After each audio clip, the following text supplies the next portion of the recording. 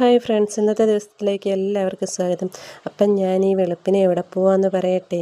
നമ്മൾ കർക്കിടക മാസത്തിലെ നാലമ്പല ദർശനത്തിന് പോവാണ് കേട്ടോ. ഞങ്ങളിപ്പോൾ ഇവിടുന്ന് 3 മണിക്കാണ് വീട്ടിൽ നിന്ന് ഇറങ്ങിയിട്ടുള്ളത്. 3 മണിക്ക് ബസ് വിടുമെന്ന് പറഞ്ഞതാണ് കേട്ടോ. ഇച്ചിരി താമസിച്ച് പോയി. അപ്പോൾ 3 മണിക്ക് വീട്ടിൽ നിന്ന് ഇറങ്ങി കേട്ടോ. 3 മണിക്ക് വണ്ടി എടുക്കണമെന്ന് പറഞ്ഞതായിരുന്നു കേട്ടോ. അപ്പോൾ അങ്ങനെ നമ്മൾ രാവിലെ ഇവിടുന്ന് ഇറങ്ങിയിട്ടുണ്ട്. അപ്പോൾ ബസ്സിൻ്റെയൊക്കെ അടുത്ത് ചെന്നു. എല്ലാവരും വണ്ടിയെ കയറിയിട്ടുണ്ട് കേട്ടോ. അപ്പോൾ പ്രാർത്ഥനയൊക്കെ കഴിഞ്ഞ് കർപ്പൂരം ഒഴിയുവാണ്. അതും കൂടെ കഴിഞ്ഞിട്ട് നമ്മളിപ്പം വണ്ടി വിടുവേ. അപ്പം നമ്മുടെ വണ്ടി തേണ്ട പുറപ്പെട്ടിട്ടുണ്ട് കേട്ടോ. നമ്മൾ പോകുന്ന സ്ഥലത്ത് പല സ്ഥലങ്ങളിൽ നല്ല അടിപൊളി മഴയൊക്കെ ഉണ്ടായിരുന്നു കേട്ടോ. രാവിലെ ആയതുകൊണ്ട് വലിയ തിരക്കൊന്നും ഇല്ല. അതുകൊണ്ട് പെട്ടെന്ന് നമുക്ക് അങ്ങ് ചെല്ലാനായിട്ട് പറ്റി കേട്ടോ. പിന്നെ 5 മണിയൊക്കെ ആയപ്പോഴത്തേക്ക് നമ്മൾ അമ്പലത്തിൻ്റെ അവിടെ ചെന്നിട്ടുണ്ടായിരുന്നു. കോട്ടയം പാലായിലാണ് ഈ അമ്പലം സ്ഥിതി ചെയ്യുന്നത് കേട്ടോ.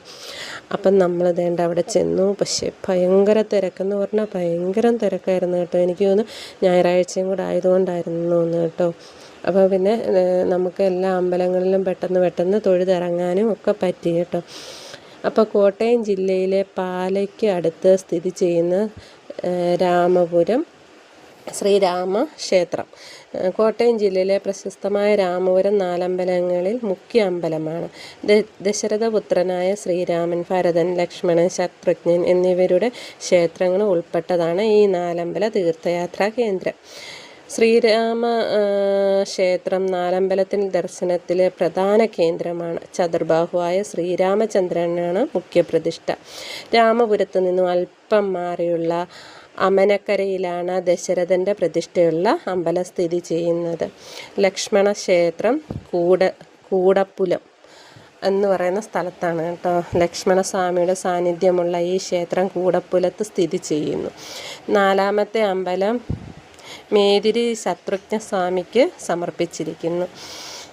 മലയാള മാസത്തിലെ കർക്കിടകത്തിൽ ഇവിടെ നാലമ്പല ദർശനം നടത്തുന്നത് അതീവ പുണ്യകരമായി കണക്കാക്കപ്പെടുന്നു. രാമപുരം ശ്രീരാമ ക്ഷേത്രത്തിൽ തുടങ്ങി പിന്നീട് മറ്റ് സഹോദര ക്ഷേത്രങ്ങൾ സന്ദർശിച്ച് വീണ്ടും രാമപുരത്തെത്തിയാണ് ദർശനം പൂർത്തിയാക്കുന്നത്.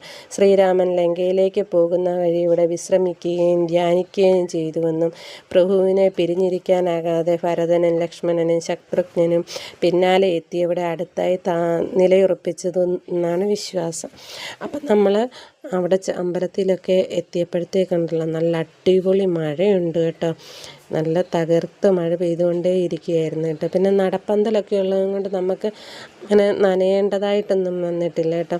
അപ്പം നമ്മൾ അവിടുന്ന് ഇറങ്ങി തൊഴുതിറങ്ങിയിട്ട് പിന്നെ വണ്ടി കാത്തു നിൽക്കുക കേട്ടോ. ഇനി അടുത്ത കുറച്ച് ദൂരമേ ഉള്ളൂ ഓരോ അമ്പലങ്ങളിലേക്കും പോകാനായിട്ട്. അപ്പം എന്താണ്ട് നമ്മൾ ശ്രീ ഭരതസ്വാമി ക്ഷേത്രത്തിൽ വന്നിട്ടുണ്ട് കേട്ടോ. അവിടെ എല്ലാം തൊഴുതെല്ലാം കഴിഞ്ഞിട്ട് പിന്നെ അടുത്ത ക്ഷേത്രത്തിലേക്ക് പോകണം കേട്ടോ.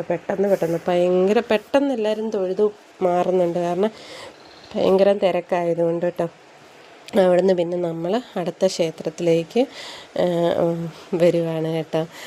അപ്പം ഇനി അടുത്ത ക്ഷേത്രം എന്ന് പറയുന്നത് നമ്മുടെ ഉറുമ്പിക്കാവ് ശ്രീഭദ്രകാളി ക്ഷേത്രം. അത് ആ അമ്പലത്തോട് അടുത്ത് തന്നെയുള്ള ഒരു ദേവീ ക്ഷേത്രം കേട്ടോ.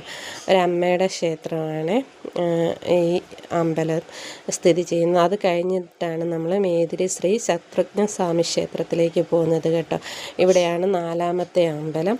അപ്പം 4ാമത്തെ അമ്പലത്തിലും നമ്മൾ തൊഴുത് കഴിഞ്ഞിട്ട് പിന്നെ തിരിച്ച് നമ്മൾ വീണ്ടും ശ്രീരാമ ക്ഷേത്രത്തിലേക്ക് എത്തുകയും അവിടെ കൊടിമരച്ചോട്ടിൽ തൊഴുതിട്ട് നമ്മൾ പറയും സഹോദരങ്ങളെ എല്ലാം കണ്ട് തിരിച്ച് വന്നിട്ടുണ്ട്, അനുഗ്രഹിക്കണമെന്ന് കൊടിമരച്ചോട്ടിൽ നിന്ന് പറഞ്ഞിട്ടാണ് നമ്മൾ പിന്നെ അവിടെ നമുക്ക് കഞ്ഞിയൊക്കെ കിട്ടും കേട്ടോ. അപ്പം കഞ്ഞി കുടിക്കാൻ വന്ന് ഇപ്പം ഞാനൊരു 3 വർഷമായി പോന്നു. അപ്പം 3 വർഷവും തടസ്സങ്ങളൊന്നുമില്ലാതെ പോകാൻ പറ്റിയിട്ടുണ്ട്. നല്ല അടിപൊളി കഞ്ഞിയാണ് കേട്ടോ. പയറും വൻപയർ തോരനും അച്ചാറും ഒക്കെ കൂട്ടി നല്ല അടിപൊളി കഞ്ഞിയൊക്കെ കുടിച്ചതിന് ശേഷം ഞങ്ങൾ അവിടെ നിന്ന് തിരിച്ചിട്ടുണ്ട് കേട്ടോ.